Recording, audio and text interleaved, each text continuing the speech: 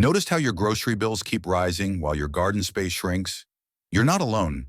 Many dream of growing their own food but think they need acres of land. That's where Amish wisdom comes in. Centuries-old techniques that can transform even a small backyard. You might think the Amish only use large farms. True, some do.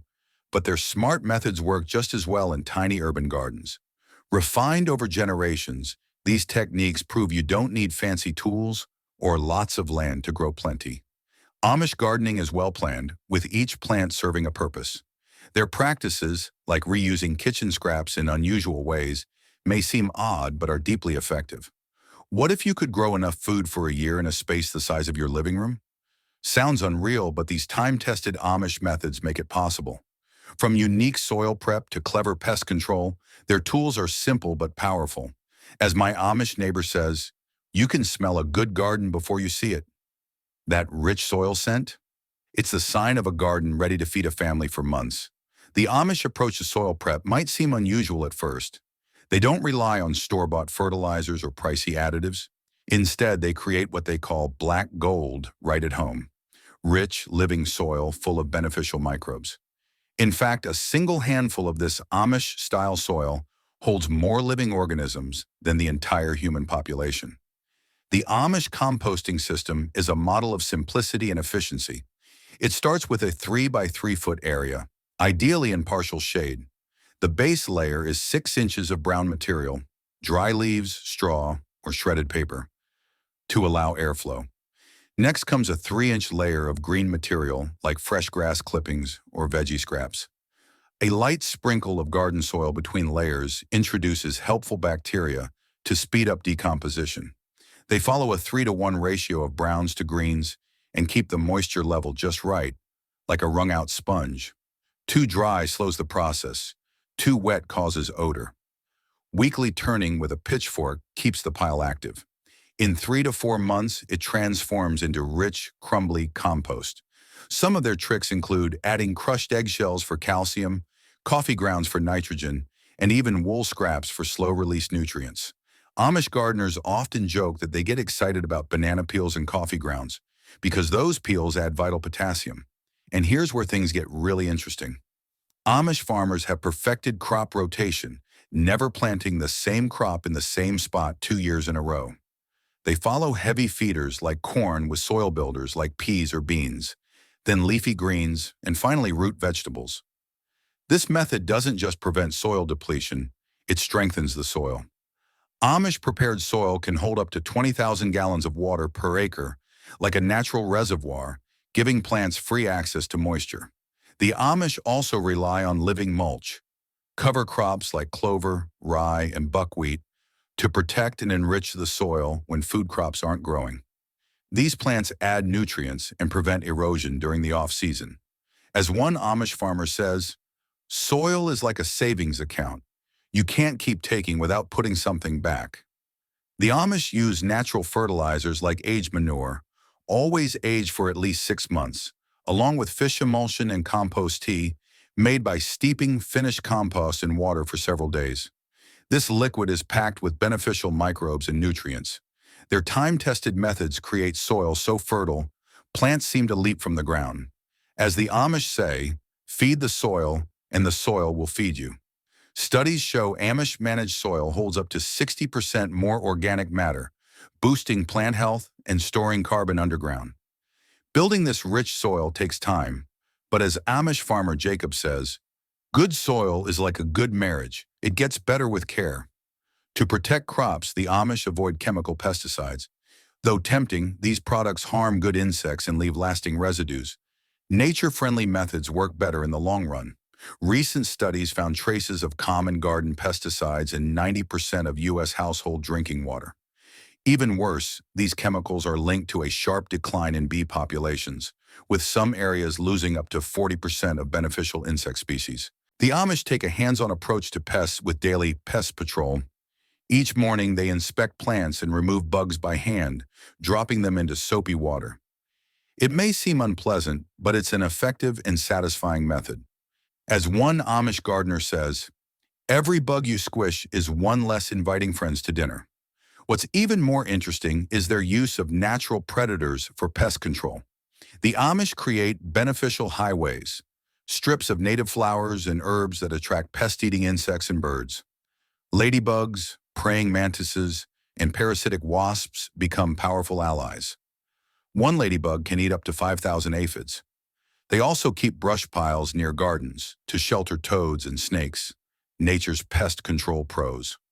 A single toad can eat up to 10,000 insects in a season.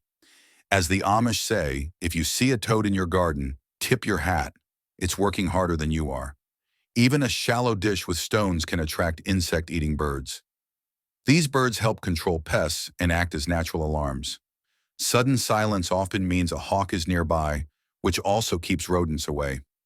Amish gardens see under 10% crop loss, often matching or beating chemical methods, and their results improve yearly as nature stays balanced. Water management in Amish greenhouses is smart and efficient. Rainwater from the roof fills barrels that store water for irrigation and also act as thermal mass, helping regulate temperature. Dark painted jugs placed between plants warm during the day and release heat at night, creating microclimates for cold-sensitive crops. As one Amish gardener says, each jug is like a tiny wood stove for your plants. Many greenhouses are partially earth-sheltered for insulation and positioned to follow the sun's seasonal path. But having a greenhouse is just part of it. Success depends on choosing crops that thrive in small spaces and give the most yield per square inch. One Amish farmer jokes that volunteer crops are the only workers you never have to pay. Storage is also key in their crop choices. They prefer long-keeping onions like Patterson over sweet ones that spoil quickly. Winter squash like butternut and Hubbard can last for months in cool storage, making them ideal for winter nutrition. For summer, they favor high-yield, long-season producers. Instead of bush beans or head lettuce, they grow pole beans and loose-leaf varieties that can be harvested gradually. As an Amish saying goes, choose crops like friends. Look for those that give more than they take. This includes companion plants that boost garden health. When it comes to space, Amish gardeners waste nothing. Empty soil is as rare as an electric tiller. Their strategy, grow up, down, and all around, making use of every inch with smart, layered planting. For horizontal space, the Amish have long mastered raised beds, typically 4 feet wide, allowing easy access from both sides. Their key technique is intensive spacing, planting crops just close enough to mature without wasting space. Where modern guides suggest 24-inch gaps for cabbages, the Amish use 16 inches, harvesting more, slightly smaller heads instead. The Amish take square-foot gardening to the next level. They divide beds into 1-foot sections, but pack them tighter than usual. A square meant for one broccoli might hold 2, thanks to careful pruning. As one Amish gardener jokes, his plants stand like teens at a dance, shoulder to shoulder, but still able to breathe. The Amish make the most of container gardening, reusing items like barrels and troughs.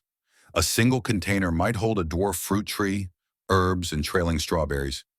Raised beds often include trellises that double as fences, while arched cattle panels between beds create tunnels that serve as walkways in vertical gardens, producing up to 20 pounds of food per foot. Underground space is used wisely too. Radishes grow between lettuce, carrots under peas, and potatoes beneath corn. As the Amish say, a garden grows in layers, like a well-made cake. Last spring, I spent $400 on an electric tiller that's now collecting dust. Meanwhile, my Amish neighbor Jacob still uses his grandfather's tools, and they work flawlessly. Amish gardening relies on simple, durable tools, especially their specialized hoes. The stirrup hoe slices weeds just below the surface, protecting roots. The Warren hoe, with its pointed blade, is perfect for seed rows and precision weeding. The draw hoe handles everything from weeding to harvesting root crops. Even their trowels, made of high-carbon steel, are built to last for generations. The Amish often forge their own tools, crafting perfectly balanced pieces that feel like extensions of the hand. A good trowel should outlive its owner, one gardener told me, showing his grandfather's 50-year-old tool, still sharp and sturdy. For larger areas, they use the broad fork, a manual alternative to rototillers that loosens soil without disturbing its layers. It takes more time, but as Jacob says, You're not just working the soil, you're reading it. Their pruning tools are just as refined. Razor-sharp hand pruners and specialized saws, often kept in leather holsters for easy, safe access. One of the Amish's cleverest tools is the wooden dibber, a pointed stick for planting holes. Their versions often have depth markings and flat sides to prevent rolling. Some even feature a seed groove that drops just the right amount. The Amish wheelbarrow is equally smart, built with a steel wheel that never goes flat, a tapered tray for easier dumping, and handles designed for better leverage with less strain. They're not cheap, but they're built to last a lifetime. Harvesting, the Amish use hand-woven baskets made from split oak or hickory. They're lightweight yet durable, with sloped sides for easy stacking. The weave is open enough for dirt to fall through, but tight enough to hold small produce like cherry tomatoes. Water management tools are thoughtfully designed. Long-handled watering cans reduce wrist strain, and their spouts provide a gentle flow for delicate seedlings. Handmade rain gauges, often crafted from recycled glass, help track rainfall with precise markings throughout the season. Tool maintenance is a sacred routine for the Amish. After each use, tools are cleaned, sharpened, and oiled, while wooden handles are treated with linseed oil to prevent cracking. As they say, a well-kept tool is like a well-trained horse, reliable, responsive, and a pleasure to use. But even the best tools mean little without smart water use, something the Amish have mastered.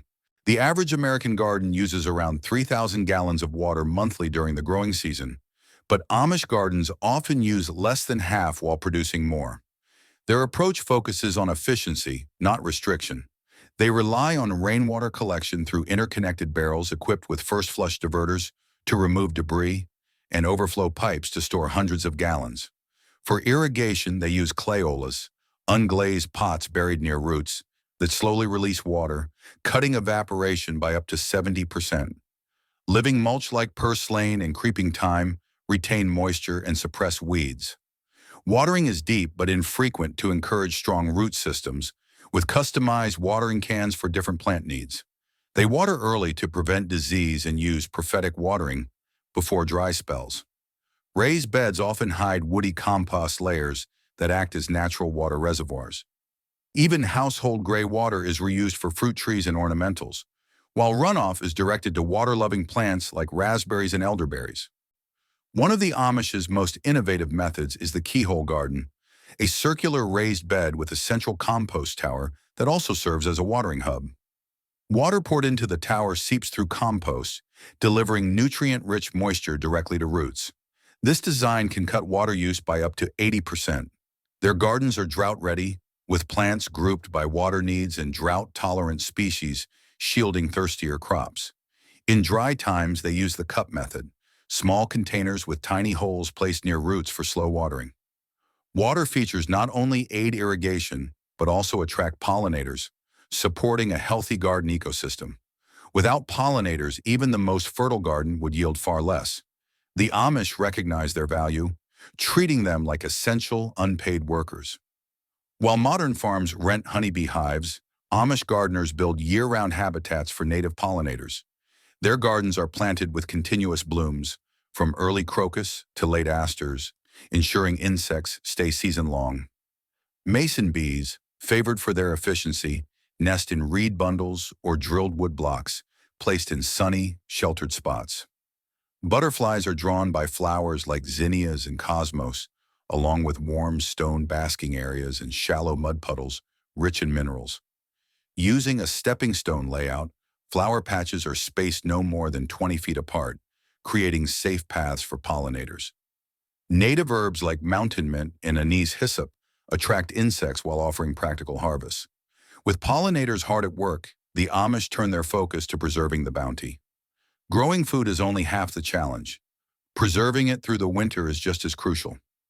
The Amish have mastered storage techniques that require no electricity or costly tools, allowing them to keep their harvest flavorful and nutritious for months.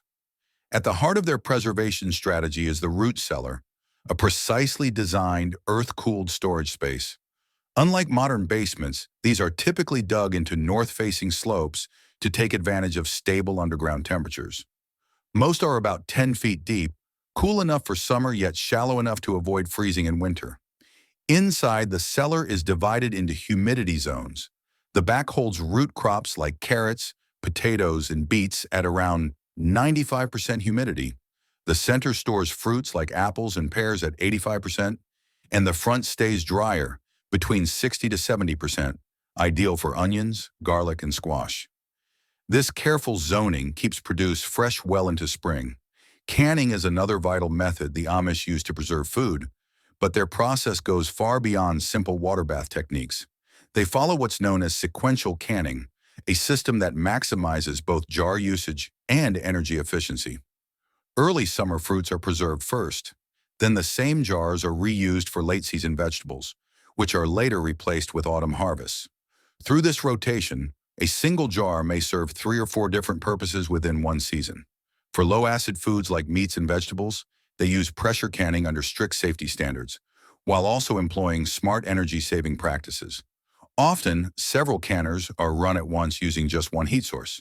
They've even developed precise timing charts that allow them to can multiple foods together, like green beans and carrots, by staggering when each is added to the canner based on their individual processing needs. Dehydration is one of the Amish's most efficient methods, using passive solar drying with no electricity. Racks built into greenhouses capture excess heat. Herbs dry in a day, while fruits and veggies take 2 to 3 days for long-term storage. The Amish have mastered fermentation well beyond just sauerkraut and pickles. Using a method called succession fermentation, they take brine from a nearly finished batch to start the next, preserving beneficial bacteria. This approach extends preservation and boosts nutritional value. Salt preservation is another key Amish technique, especially for herbs and select vegetables.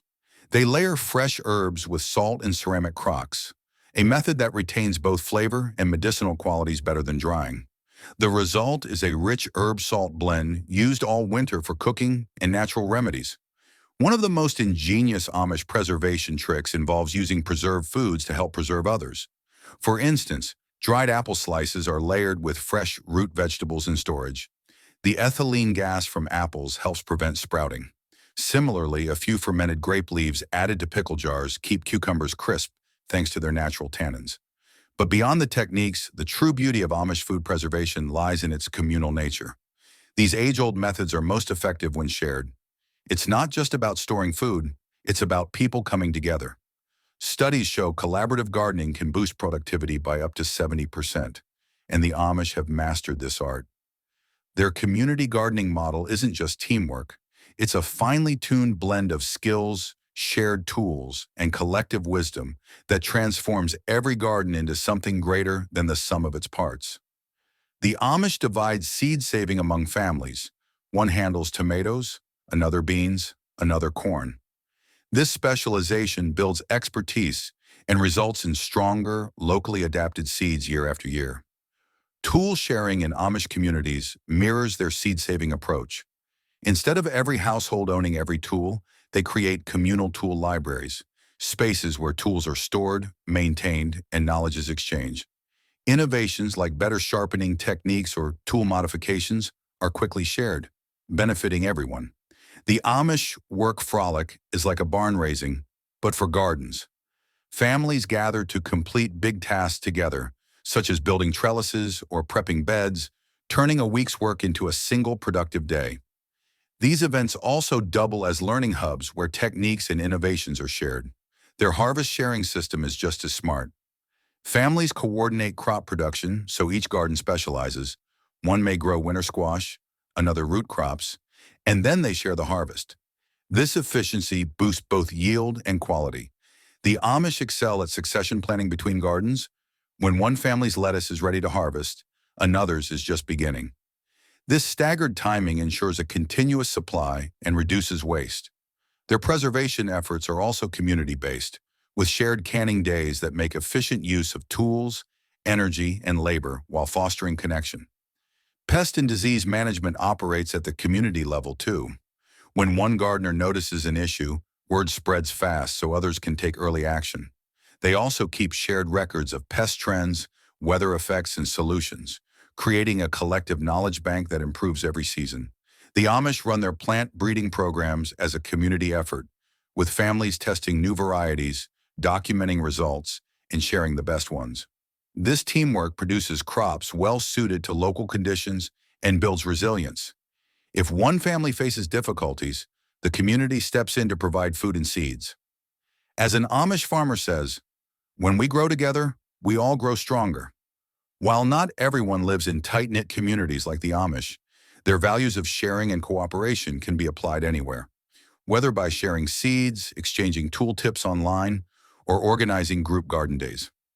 Every little bit of collaboration helps make gardens more productive and communities stronger.